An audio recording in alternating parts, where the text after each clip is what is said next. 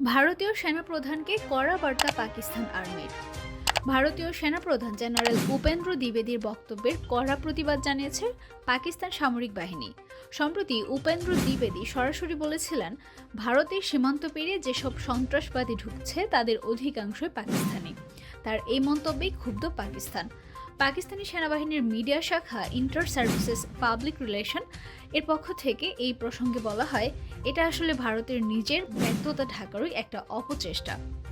ISPR জানায়, ভারতের সেনাপ্রধান পাকিস্তানকে নিশানা করেছেন। তিনি বলেছেন, পাকিস্তান নাকি সন্ত্রাসবাদের এপিসেন্টার, কিন্তু তার এই মন্তব্য একেবারেই বাস্তবতা বিবর্জিত।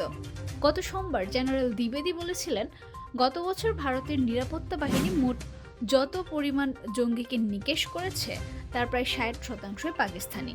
একই সঙ্গে তিনি জানিয়েছিলেন, এই মুহূর্তে জম্মু ও কাশ্মীরে যে সন্ত্রাসবাদীরা রয়েছে তাদের মধ্যে প্রায় 80% পাকিস্তান থেকে এসেছে। কিন্তু পাকিস্তানের সামরিক বাহিনী ভারতের সেনাপ্রধানের সমস্ত অভিযোগ নেশাদ করে দিয়েছে। তাদের বক্তব্য, ভারত জম্মু ও কাশ্মীরে যে নৃশংসতা চালাচ্ছে তার থেকে যাতে বাকি বিশ্বের নজর ঘোরাতে পারে তার জন্যই এই ধরনের মন্তব্য করা হচ্ছে। ভারতের সর্বত্র সংখ্যালঘুদের অধিকার খর্ব করা হচ্ছে। দেশটির সামরিক বাহিনী আরও দাবি করে, ভারত এসব মন্তব্য করে কাশ্মীর থেকে দৃষ্টি সরাতে চায়, যেখানে জাতিসংঘের আইন সুস্পষ্ট লঙ্ঘন করছে ভারত।